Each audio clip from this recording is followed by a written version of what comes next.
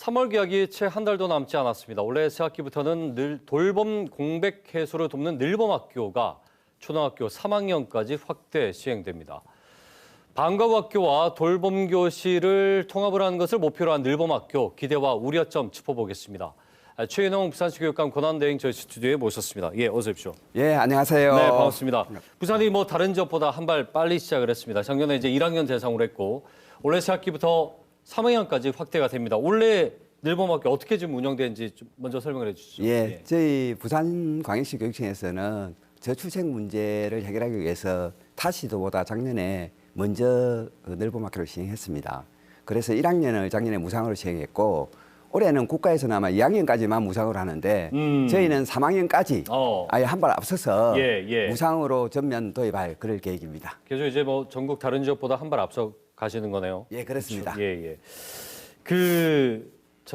가장 어려운 점 중에 하나가요. 초등학교 1학년 학부모들인데. 예, 1학년 때가 가장 오히려 유치원 때보다 더 바쁘다고 해요. 그 이유가 학교 시간이 빠르기 때문이겠죠. 예, 그렇습니다. 공백이 많다는 얘기인데 그러다 보니까 늘봄학교가 특히나 주목을 많이 받았고 다른 지역에서도 모델로 삼기도 하는 모양새들이 많이 보였었는데 학부모 학생들의 만족도가 실제 어땠는지 좀 들어볼 수 있을까요? 저희가 작년 11월에 학부모 만족도 조사한 결과 96%가 나왔습니다. 거의 100점 가깝죠. 그 사례를 제가 하나 말씀을 드리면은 제가 3월에 현장을 나가서 학부모를 배웠는데 그분이 맞벌이 부부였습니다. 애를 두 명이었는데 자기가 2월에 휴직을 하려고 고민을 했었답니다. 근데 이제 그때 우리 교육청에서 늘봄이 도입됐지 않습니까? 그래서 늘봄을 넣고 휴직을 안 하고 지금도 생활을 잘한다고 고맙다고 하셨고 그렇군요. 또 한 분의 학부모는 이 늘봄으로 인해서 2시간이 제가 1학년 무료로 줬거든요.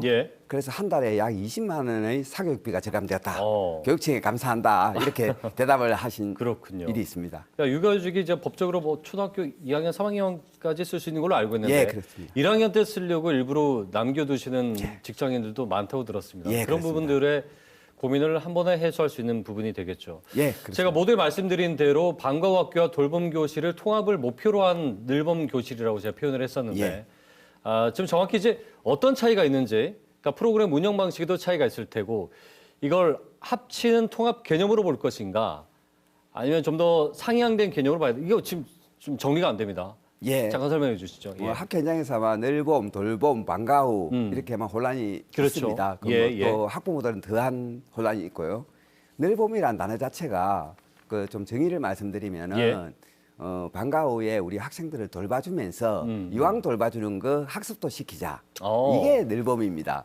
그럼 다시 말씀드리면은 돌봄과 방과후를 합친 게 늘봄입니다. 근데 이제 기존에 우리가 돌봄이라는 단어를 사용해 왔고 방과후를 사용해 오다 보니 아직 용어가 혼선이 좀 있긴 하지만은 저희는 늘봄 하나로 통합을 해서 그 돌봄과 방과후를 동시에 하는 게 늘봄입니다. 앞으로는 그렇게 아마 바뀌어 나갈 거라고 저희들 확신하고 있습니다. 그러면 제가 이제 표현을 드린 그 통합을 목표로 한다는 게 틀린 말은 아니군요. 그렇습니다. 그러니까 방과후 학교는 학생들이 그 학교가 끝나고 난 다음에 과목을 선택을 해서 다 되는 건 아니지만 일정 비용을 내고 수업을 들었던 개념이고 돌봄 교실은 그 이후에 말 그대로 돌봄의 시간을 갖는 건데 이 두 가지를 같이 하겠다는 말씀. 이렇게 정리하면 될 것 같아요.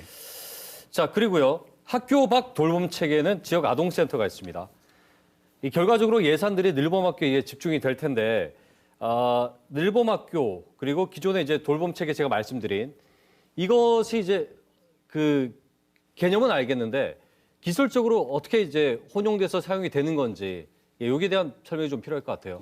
저기 학교 안에서 지금 저희들 늘봄을 하고 있고 그렇지만 늘봄만으로 우리 부산의 모든 아이를 돌볼 수가 없습니다. 그래서 학교 밖에서 여전히 돌봐주는 기능도 반드시 필요합니다. 그래서 이 두 개가 따로 대칭적인 개념이 아니라 상호 좀 화합을 해가면서 또 서로 보완을 해가면서 가야 되는 그런 기능들입니다. 그래서 두 기능 다 굉장히 중요하고 그래서 이제 부산시하고 저희들이 의논을 하기로 0세부터 5세까지는 부산시에서 지금 하고 있고 또 유치원 단계부터 초등학교 6학년까지는 저희 늘봄으로 가고 그래서 두 개를 유기적으로 좀 연계를 시켜주는 그뿐만 아니라 지금 그 학교 밖에서는 우리가 늘봄에서 관리를 못하는 학생들도 있거든요. 그렇죠. 그 학생들을 또 케어해줘야 됩니다. 그래서 장기적으로는 이게 유보 통합이 되면은 예. 한쪽으로 아마 통합이 돼야 되지 않을까. 그러네요. 그렇게 생각을 하고 있습니다. 그렇게 돼야만 사각지대에 있는 학생들이 그렇습니다. 생기지 않을 테고요. 예, 빈틈없이 누구나 보편적으로 받을 수 있는 혜택들이 완성이 되는 거겠죠. 예, 그렇습니다. 근데 이제 아까 상호 보완적이라고 말씀하셨는데 이게 보완이 문제입니다. 예. 교육 현장에서 늘봄학교 시행 전부터 했던 얘기가 교사들의 업무가 가중이 된다. 그리고 인력 문제 그리고 어떤 공간 문제도 있었습니다. 이런 것들에 대한 보완책이 좀 해결이 되고 있는지가 궁금해요. 예. 저희가 늘봄을 작년에 처음 시작할 때 가장 큰 원칙이 현재 학교에 계시는 선생님들에게 추가 업무를 줘서는 안 된다. 그게 첫 번째였고요. 두 번째는 기존의 학교 교실을 더 빼앗아서는 안 된다. 예. 이게 두 번째였습니다. 네. 그래서 첫 번째 문제는 저희가 전체 학교에 늘봄 실무사를 배치를 했습니다. 네. 따로. 그럼에도 불구하고 여전히 늘봄 초기에는 우리 선생님들이 많은 일을 해주셨습니다. 그래서 저는 이 자리를 네. 빌어서 선생님들에게 감사를 드리고 뭐 그게 과도기이긴 하지만은 예. 반드시 늘봄으로부터 선생님들의 업무가 늘어서는 안 된다.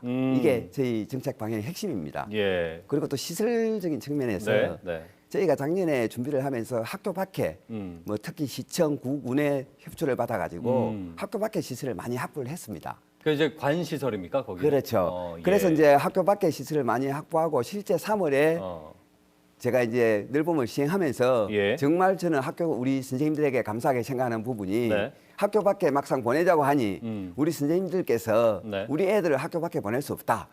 어, 학교 내에서 케어하겠다 우리가. 어떻게든 안에서 막아보겠다. 예, 그래서 선생님들께서 네. 정말 자발적으로 교실을 내려오신 분들이 많으세요. 아, 그렇군요. 정말 저는 그런 부분에서 우리 부산의 선생님들에게 진심으로 감사를 드립니다. 네. 그러니까 역시나 이제 교사 업무가 가중되는 부분은 본연의 업무보다 이것이 예. 이제 가중됐을 때의 어려움을 토로하는 건데 이 부분은 계속해서 좀 지속적인 모니터링도 좀 필요할 것 같고요. 그런 생각이 드네요.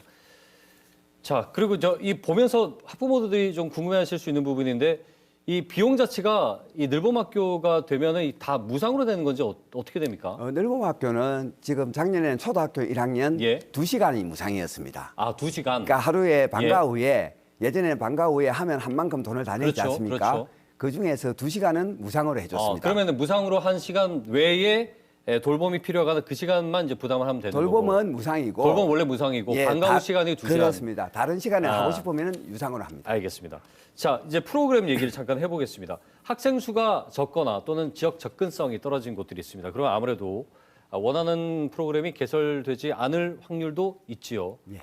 편차 문제가 생길 수 있는 이 부분은 그렇습니다. 어떻게 좀 해결하시죠? 그러니까 저희가 가장 늘봄의 성공 요인으로 첫 번째가 그 프로그램입니다.